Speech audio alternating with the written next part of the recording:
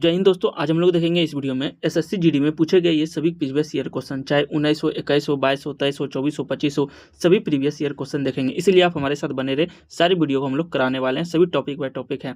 आइए हम लोग सबसे पहले हिस्ट्री से क्वेश्चन देखते हैं।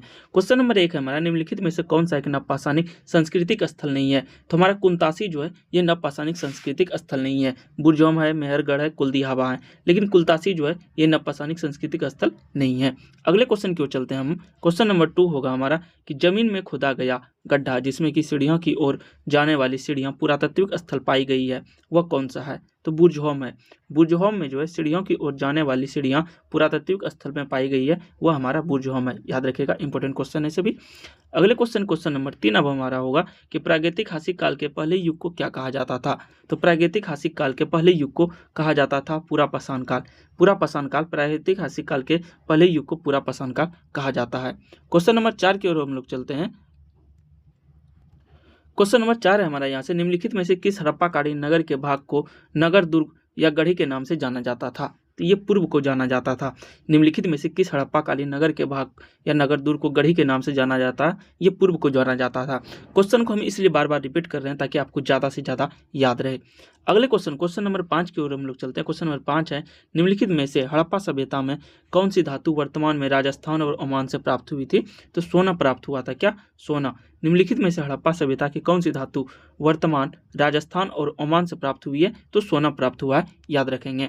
क्वेश्चन नंबर 6 है कि निम्नलिखित में से कौन 1861 में भारतीय पुरातत्व सर्वेक्षण जिसे कहते हैं एएसआई के महानिदेशक बने और इन्हें प्रायः पुरातत्व के जनक के रूप में भी जाना जाता है? तो अलेक्जेंडर कनिंघम को जाना जाता है। किसको? अलेक्जेंडर कनिंघम को भारतीय पुरातत्व सर्वेक्षण के महानिदेशक के नाम में जाना जाता है। क्वेश्चन नंबर 7 है अब हम लोगों का। क्वेश्चन नंबर 7 होगा, हड़प्पा लिपि की 10 सबसे बड़े आकार के चिन्हों वाले एक शिलालेख निम्नलिखित में से किस स्थान से प्राप्त हुए हैं? तो ये हमारा प्राप्त हुआ है धौलावीरा से। हड़प्पा लिपि के 10 सबसे आकार के चिन्हों वाले एक शिलालेख निम्न में से किस स्थान से प्राप्त हुए हैं? धौलावीरा से प्राप्त हुए हैं। आप भी अपने माइंड में इस तरह का क्वेश्चन बनाइए ताकि आपको ज़्यादा से ज़्यादा याद रहे।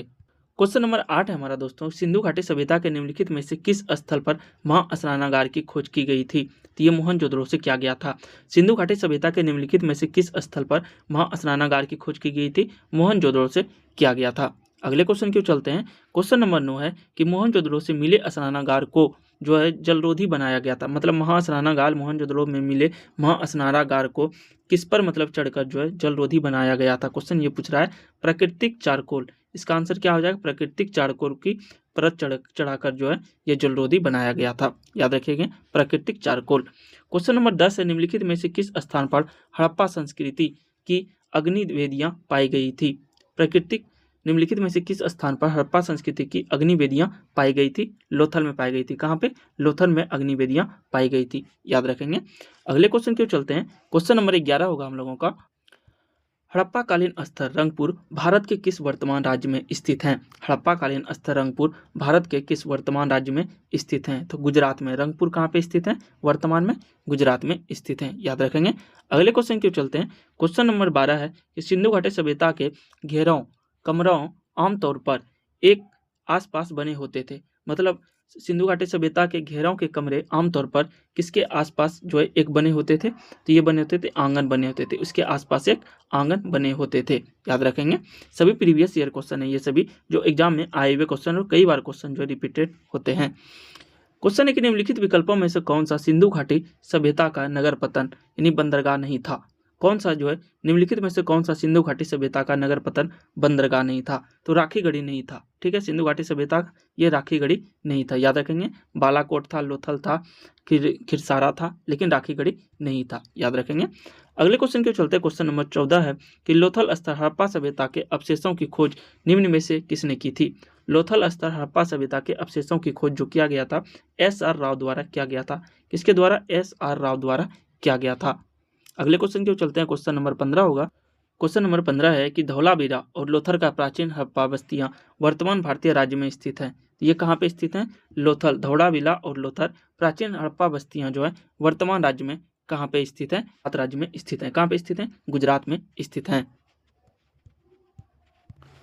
क्वेश्चन नंबर 16 है कि हड़प्पा सभ्यता हड़प्पा सभ्यता के अन्य शहर के विपरीत धौलावीरा शहर को कितने भागों में विभाजित किया गया था? प्रत्येक भाग विशाल पत्थर की दीवारों से घिरा हुआ था, तो इसे विभाजित किया गया था 3 भागों में। हड़प्पा सभ्यता के अन्य शहर के विपरीत धौलावीरा को 3 भागों में विभाजित किया गया था। याद रखें कितने भागों में? 3 भागों में विभाजित किया गया था। अगला क्वेश्चन है, क्वेश्चन नंबर 17 है कि हड़प्पा स्थल पर निम्नलिखित में से मिली वस्तुओं को इंजीनियर आज के पाकिस्तान के पंजाब में पहली रेलवे लाइनों का निर्माण करने के लिए ले गए थे। तो किसे ले गए थे? ईंटें ले गए थे। हड़प्पा स्थलों पर निम्नलिखित में से मिली वस्तुओं यानी ईंट मिला था जो कि इंजीनियर आज के पाकिस्तान के पंजाब में पहली रेलवे लाइनों का निर्माण करने के लिए ले गए थे। किसका? ईंटों का। नेक्स्ट क्वेश्चन है, क्वेश्चन नंबर 18 है, निम्नलिखित में से कौन सा शहर हड़प्पा सभ्यता का शहर नहीं था? इनमें से कौन सा शहर, इन चारों ऑप्शन में से कौन सा शहर हड़प्पा सभ्यता का स्थल नहीं था? क्वेश्चन ये पूछ रहा है। तो मेहरगढ़ नहीं था। मेहरगढ़ जो है ये नहीं था। लोथल था, धौलावीरा था, साताकोह था, लेकिन ये मेहरगढ़ नहीं था। याद रखेंगे। अगला क्वेश्चन है हमारा, क्वेश्चन नंबर 19 है कि सिंधु घाटी सभ्यता की डांसिंग गर्ल की मूर्ति में ढाली गई थी, मतलब किस में ढाली गई थी ये पूछ रहा है। तो कांस्य में ढाली गई। किस में? कांसे में ढाली गई थी। क्वेश्चन नंबर 20 है, सिंधु घाटी 4 बड़ी प्राचीन शहर सभ्यताओं का गिरी थी, निम्नलिखित में से कौन सा उसमें एक नहीं था? तो ये रूस नहीं था। सिंधु घाटी 4 बड़ी प्राचीन शहर सभ्यताओं का गिरी थी, निम्नलिखित में से यानी इनमें से कौन सा एक नहीं था? तो रूस नहीं था। ठीक है, अगले क्वेश्चन क्यों चलते हैं। क्वेश्चन नंबर 21 है कि सिंधु घाटी सभ्यता के 2 प्राचीन नगर हड़प्पा और खुदाई करने का पर सामने आया है, मतलब कहाँ सामने आया है? मोहनजोदड़ो। सिंधु घाटी सभ्यता के 2 प्राचीन नगर हड़प्पा और मोहनजोदड़ो जो है खुदाई करने पर सामने आया है। याद रखेंगे, इसका आंसर क्या हो जाएगा? हड़प्पा और मोहनजोदड़ो 2 शहर सामने आया था। नेक्स्ट क्वेश्चन है, क्वेश्चन नंबर 22 होगा हम लोगों का कि ऋग्वेदिक भजनों का एक संग्रह है, यानी कि ऋग्वेद भजनों का एक संग्रह है। ये हो जाएगा, इसमें कितने सूक्त हैं? 1028 सूक्त हैं। ठीक है, याद रखिएगा 1028 सूक्त हैं, यानी भजनों का संग्रह है। अगले क्वेश्चन क्यों चलते हैं। क्वेश्चन नंबर 23 है, निम्नलिखित में से किसने वज्जी पर प्रस्तावित हमले के बारे में सलाह लेने के लिए बुद्ध से मुलाकात की? तो बुद्ध से मुलाकात की वस्कार जो है बुद्ध से मुलाकात की। निम्नलिखित में से किसने वज्जी पर प्रस्तावित हमले के बारे में सलाह लेने के लिए बुद्ध से मुलाकात की? तो वस्कार ने किया था। किसने? वस्कार में। देखिए एसएससी जीडी 2023 के ये चौथे शिफ्ट में पूछे गए प्रश्न है। नेक्स्ट क्वेश्चन क्यों चलते हैं। क्वेश्चन है, निम्नलिखित में कौन सा वेद सबसे पुराना है? सबसे पुराना वेद कौन सा है ये पूछ रहा है हमसे। तो ऋग्वेद जो है वो सबसे पुराना वेद है। 2023 में ये देखिए 2 बार पूछा गया, इसलिए ये रिपीटेड क्वेश्चन है। इसलिए हम कहते हैं कि वीडियो को आप बार बार देखें और ज़्यादा देखें, ताकि आपको हम क्वेश्चन भी रिपीट कर देते हैं, ताकि ज़्यादा याद रहे। इसका आंसर ऋग्वेद हो जाएगा। अगले क्वेश्चन क्यों चलते हैं। क्वेश्चन नंबर 25 है, निम्नलिखित में से कौन वज्जी महाजनपद की राजधानी थी? तो वज्जी महाजनपद की राजधानी वैशाली थी। वज्जी महाजनपद की राजधानी वैशाली थी। एसएससी जीडी 2023 में ये पूछा गया क्वेश्चन है। नेक्स्ट क्वेश्चन की ओर चलते हैं, और कई बार ये रिपीटेड क्वेश्चन होते हैं, जो कि प्रीवियस ईयर क्वेश्चन है, कई बार रिपीट होते हैं। बोल रहा है कि कौन सा वेद चारों वेदों का सबसे छोटा है? यह हिंदू परंपरा का एक दिव्य स्थिति रखता है और धनुओं और मंत्रों का संग्रह है। ये सामवेद है। सामवेद जो है धुनों और मंत्रों का संग्रह कहा जाता है। किसको? सामवेद का कहा जाता है। याद रखिएगा। नेक्स्ट क्वेश्चन है, क्वेश्चन नंबर 27 है, निम्नलिखित में से किस नदी का नाम ऋग्वेद में केवल एक बार आया है? ऋग्वेद में केवल एक बार गंगा नदी का नाम आया है। किसका? गंगा नदी का नाम आया है। अगले क्वेश्चन क्यों चलते हैं। क्वेश्चन नंबर 28 है कि बुद्ध शाक्यगण नामक एक छोटे गण से संबंधित थे, और वह एक थे, तो क्या थे? क्षत्रिय थे। बुद्ध शाक्यगण नामक एक छोटे गण से संबंधित थे, वह एक क्षत्रिय थे। ये भी आप याद रखेंगे। क्वेश्चन नंबर 29 है कि प्राचीन भारत में लोग इस बात पर विश्वास करते थे कि वह ब्राह्मणों के सहयोग से अनुष्ठान किया जाता है, तो बलिदान व्यक्ति का अगले जन्म एक जन्म होता था, चाहे वह जन्म से क्षत्रिय न हो। तो क्या होता था? हिरण्य गर्भ जो होता था। अगले क्वेश्चन को चलते हैं। क्वेश्चन नंबर 30 है, निम्नलिखित में से कौन सा 16 महाजनपद में से एक नहीं था? कौन 16 महाजनपद में से एक नहीं था? कामरूप जो था ये 16 महाजनपद में से एक नहीं था। 2021 के एसएससी जीडी में 3rd शिफ्ट में पूछे गए क्वेश्चन है। अगले क्वेश्चन चलते हैं। क्वेश्चन है कि वेद ऋषि कपिल का संबंध भारतीय दर्शन के किस संप्रदाय से था? तो ये था सांख्य संप्रदाय से। भारतीय ऋषि कपिल का संबंध भारतीय दर्शन के किस संप्रदाय से था? तो सांख्य दर्शन का संबंध कपिल से था। नेक्स्ट क्वेश्चन है, क्वेश्चन नंबर 32 होगा हम लोगों का। देखिए यहाँ पे हम आपको बता देते हैं कि योग दर्शन का पतंजलि था, न्याय का गौतम था, वैशेषिक दर्शन का कनाद था, मीमांसा का जैमिनी था, और वेदांत का महर्षि बादरायण था। अगले क्वेश्चन क्यों चलते हैं अब हम लोग। क्वेश्चन नंबर 32 है कि वैदिक कालीन चातुर्श्रय व्यवस्था के अनुसार पारिवारिक अवधि के लिए निम्न में से किस पद का प्रावधान किया गया है? ये क्या गया है? गृहस्थ का। किसका? गृहस्थ का। वैदिक कार्य चतुश्रम व्यवस्था के अनुसार पारिवारिक अवधि के लिए निम्न में से किस पद का प्रावधान किया गया है? तो गृहस्थ का किया गया है, याद रखेंगे। नेक्स्ट क्वेश्चन है क्वेश्चन नंबर 33 होगा कि ऋग्वेद कितनी पुस्तकों और मंडलों में विभाजित है? ऋग्वेद जो कितने पुस्तक और मंडलों में विभाजित है? 10 पुस्तक और मंडलों में विभाजित है ऋग्वेद। ठीक है, ये 2019 और 2021 देखिए रिपीटेड क्वेश्चन है, कई बार रिपीट होते हैं क्वेश्चन, इसलिए वीडियो को ज़्यादा और अंत तक देखें और ज़्यादा अपने दोस्तों में शेयर भी कर दें। अगले क्वेश्चन को चलते हैं। क्वेश्चन नंबर 34 होगा कि निम्नलिखित में से कौन सा उपवेद ऋग्वेद से संबंधित है? तो ये आयुर्वेद जो है वह ऋग्वेद से संबंधित है, याद रखिएगा। नेक्स्ट क्वेश्चन है क्वेश्चन नंबर 35 है कि वैदिक काल के महत्वपूर्ण देवी देवताओं के समूह का चयन करें। तो देवी देवताओं के समूह का चयन करते हैं अग्नि, इंद्र और सोम। वैदिक काल के महत्वपूर्ण देवी देवता कौन थे? अग्नि, इंद्र और सोम थे। हम आपको सारे चैप्टर जो है 2019, 20, 21, 23, 24, 25 जितने भी क्वेश्चन पूछे गए प्रीवियस ईयर हम आपको सारे कराने वाले हैं, इसलिए आप हमारे चैनल को सब्सक्राइब जरूर कर लें। नेक्स्ट क्वेश्चन है कि भारतीय दर्शन की 6 विचारधाराओं में से निम्नलिखित में से कौन सा एक है? 6 विचारधाराओं में से कौन सा? तो हमारा आंसर हो जाएगा वेदांत। वेदांत जो है भारतीय दर्शनों की 6 विचारधाराओं में से एक है। अगले क्वेश्चन की ओर चलते हैं अब हम लोग। अगला क्वेश्चन है हम लोगों का क्वेश्चन नंबर 37 है दोस्तों कि राजगिरी कई वर्षों तक मगध की राजधानी रहा, बाद में राजधानी को स्थानांतरित कर दिया गया। तो ये कर दिया गया पाटलिपुत्र। राजगिरी के बाद कई वर्षों तक, राजगिरी के बाद मगध की राजधानी कहाँ बन गई थी? पाटलिपुत्र बन गई थी। कहाँ? पाटलिपुत्र बन गई थी। देखिए एसएससी जीडी 2023 में ही ये क्वेश्चन 2 बार पूछे गए हैं, इसलिए कहते हैं वीडियो को अंत तक देखें और आप हमारे साथ बने रहें, हम आपको सारा चैप्टर प्रीवियस ईयर्स का कराने वाले हैं। प्राचीन काल में नदी दक्षिण के क्षेत्र को मगध के नाम से जाना जाता था, तो गंगा को जाना जाता था। प्राचीन काल में गंगा नदी को दक्षिणी क्षेत्र के मगध के नाम से जाना जाता था, दक्षिणी क्षेत्र में। अगले क्वेश्चन की ओर चलते हैं।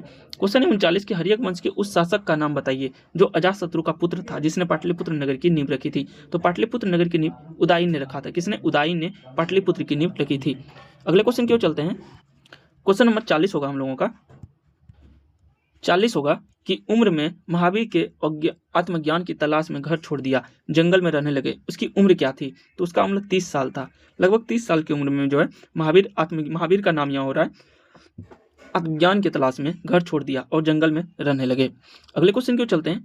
क्वेश्चन नंबर 41 है कि महावीर जयंती के महीने में मनाई जाती है। देखिए महावीर जयंती के महीने में मनाई जाती है, तो महावीर जयंती के महीने में मनाई जाती है क्या? मार्च अप्रैल। महावीर जयंती जो मनाई जाती है वो मार्च अप्रैल के महीने में मनाई जाती है, याद रखेंगे।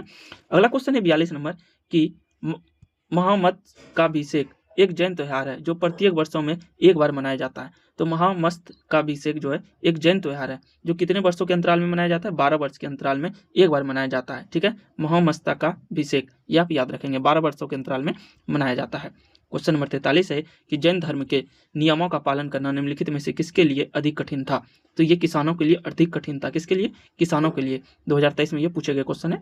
जैन धर्म के नियमों का पालन निम्नलिखित में से किसके लिए अधिक कठिन था पालन करना? किसानों के लिए अधिक कठिन था। अगला क्वेश्चन 44 नंबर है कि स्वाइन के अनुसार नालंदा बौद्ध मठ के नए प्रवेशों में कठिन प्रश्न पूछे जाते हैं जिनका उत्तर देना बहुत कठिन होता है। क्या लिखा हुआ है? स्वाइन के अनुसार नालंदा बौद्ध मठ के नए प्रवेशकों में कठिन प्रश्न पूछे जाते हैं जिनका उत्तर देना बहुत ही कठिन होता है। तो हमारा आंसर हो जाएगा द्वारपाल हो जाएगा आंसर। अगले क्वेश्चन की ओर चलते हैं। क्वेश्चन नंबर 45 है कि ज्ञात्रिक या जिसको हम लोग क्षत्रिक कहते हैं, क्षत्रिय वंश के प्रमुख पुत्र थे। तो किस वंश के? वर्धमान महावीर के पुत्र थे, याद रखिएगा। ज्ञात्रिक जो थे वो वर्धमान महावीर के पुत्र थे। नेक्स्ट क्वेश्चन है क्वेश्चन नंबर 46 है कि पांचवी में 4वीं शताब्दी ईसा पूर्व के आसपास बुद्ध के उपदेशों का संकलन निम्नलिखित में से कौन सा है? तो हमारा हो जाएगा त्रिपिटक हो जाएगा। 5वीं में से 4वीं शताब्दी ईसवी पूर्व के आसपास बुद्ध के उपदेशों का संकलन निम्नलिखित में से कौन सा था? तो त्रिपिटक था, याद रखेंगे। अगला क्वेश्चन है कि बुद्ध ने अंतिम उपदेश कहाँ दिया था? तो वैशाली में दिया था। अपने महापरिनिर्वाण से पहले बुद्ध ने अंतिम उपदेश वैशाली में दिया था। क्वेश्चन नंबर 48 है कि जैन धर्म के 24वें और अंतिम तीर्थंकर वर्धमान महावीर का जन्म 6ठी शताब्दी ईसा पूर्व में कहाँ हुआ था? तो बिहार में हुआ था। वर्धमान महावीर का जन्म जो जन्म के 6ठी शताब्दी ईसा पूर्व में कहाँ हुआ था? बिहार में हुआ था, याद रखेंगे, इंपॉर्टेंट क्वेश्चन है। क्वेश्चन नंबर 49 है कि एलिफेंटा गुफाओं में संप्रदाय से जुड़े शैल चित्र का संग्रह है। तो ये शिव का है। किसका है? एलिफेंटा गुफाओं में शिव का संप्रदाय से जुड़े शैल चित्रों का संग्रह है। क्वेश्चन नंबर 50 है कि भगवान महावीर की शिक्षाओं के संकलन को क्या कहा जाता है? तो आगम सूत्र कहा जाता है। क्या? अगम सूत्र कहा जाता है। भगवान महावीर की शिक्षाओं के संकलन को अगम सूत्र कहा जाता है। नेक्स्ट क्वेश्चन होगा 51 नंबर की लाइट ऑफ एशिया के नाम से किसे जाना जाता है? तो लाइट ऑफ एशिया के नाम से बुद्ध को जाना जाता है। लाइट ऑफ एशिया के नाम से बुद्ध को जाना जाता है। क्वेश्चन नंबर 52 है कि जातक कथाएं निम्नलिखित में से किस संप्रदाय से संबंधित है? ये बौद्ध धर्म से संबंधित है। जातक संप्रदाय बौद्ध धर्म से संबंधित है। जातक संप्रदाय जो है बौद्ध धर्म से संबंधित है। अगले क्वेश्चन के चलते क्वेश्चन नंबर 53 है कि नालंदा किस धर्म का प्राचीन शिक्षण संस्थान था? तो नालंदा जो था ये बौद्ध धर्म का प्राचीन शिक्षण संस्थान था। नालंदा याद रखिएगा बौद्ध धर्म से। नेक्स्ट क्वेश्चन है क्वेश्चन नंबर 54 होगा हम लोगों का। क्वेश्चन नंबर 54 है प्राचीन काल में बौद्ध काल के दौरान कपिल वस्तु के शासक कौन थे? तो प्राचीन काल में बौद्ध काल के दौरान कपिल वस्तु के शासक जो थे वह शाक्य थे। कौन थे? शाक्य थे, याद रखिएगा। नेक्स्ट क्वेश्चन है क्वेश्चन नंबर 55 है कि 5वीं शताब्दी ईसा पूर्व में लिखा गया पाली कैनन जो है किस धर्म का मूल ग्रंथ है? तो पाली कैनन जो है ये था बौद्ध धर्म का मूल ग्रंथ। 5वीं शताब्दी ईसा पूर्व में लिखा गया पाली कैनन जो था ये बौद्ध धर्म का मूल ग्रंथ था। नेक्स्ट क्वेश्चन है क्वेश्चन नंबर 56 है कि सम्राट अशोक का पुत्र था। सम्राट अशोक का पुत्र कौन था? बिंदुसार था। बिंदुसार किसके पुत्र थे? सम्राट अशोक के पुत्र थे। अगला क्वेश्चन है निम्नलिखित में से किस मौर्य शासन के शासनकाल में कलिंग युद्ध हुआ था? तो अशोक के समय जो हुआ ये कलिंग युद्ध हुआ। कलिंग युद्ध किसके समय हुआ? अशोक के समय हुआ था, याद रखिएगा। क्वेश्चन नंबर 58 निम्नलिखित में से किस मौर्य राजा ने धर्म की अवधारणा को लोकप्रिय बनाया था? तो हमारा आंसर हो जाएगा मौर्य सम्राट अशोक। अशोक ने जो है मौर्य साम्राज्य के राजा धर्म की अवधारणा को लोकप्रिय बनाया था। ये था हमारा टॉप 50 प्लस प्रश्न क्वेश्चन आंसर जो कि एसएससी जीडी में पूछे गए हैं, जो 2023 में भी ये सभी क्वेश्चन रिपीटेड हैं। अगर आप हमारे साथ जुड़े रहना चाहते हैं, हमारे चैनल को सब्सक्राइब कर रहे हैं, इस तरह के हम सारे टॉपिक बाय टॉपिक आपके लिए वीडियो लेकर आते रहेंगे। थैंक यू, जय हिंद, मिलते हैं अगले वीडियो में।